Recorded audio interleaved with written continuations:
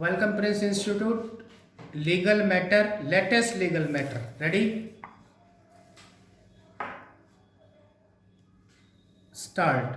A feature of public life in Tamil Nadu in the last 3 decades has been the indiscriminate institution of criminal defamation proceedings against opposition leaders and the media. It is no surprise then that the most comprehensive judgment on the limits of the state's power to prosecute members of the press for defamation should come from the Madras High Court.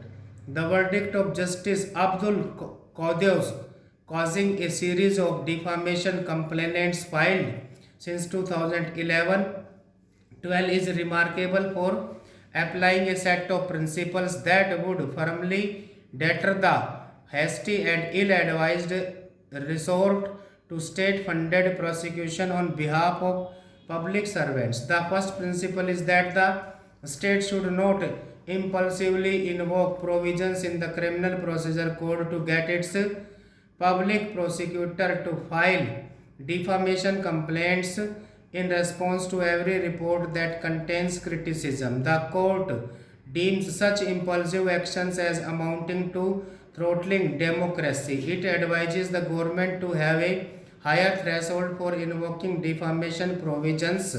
It notes that each time a public servant feels defamed by a press report, it does not automatically give rise to a cause for asking the public prosecutor to initiate proceedings on her behalf. The statutory distinction between defaming a public servant as a person and as the state itself being defamed as to maintained.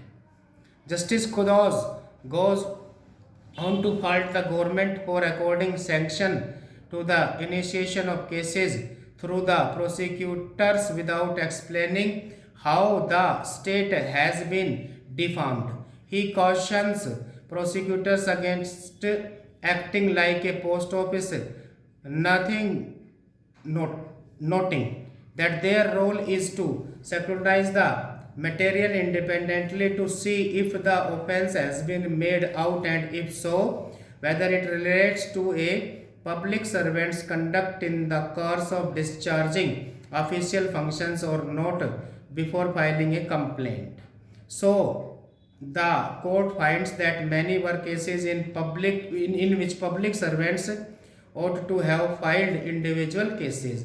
An earlier Madras High Court ruling noted that an essential ingredient of criminal defamation must be that an imputation was actuated by malice or which a reckless disregard for the truth. A recent judgment by Justice G.R. Swaminathan enunciated what is known in the United States as the Sullivan rule of actual malice. While causing a private complaint against a journalist and a newspaper, the judge said two of the exceptions to defamation given in section 499 pertained to public conduct of public servants and conduct of any person on any public question.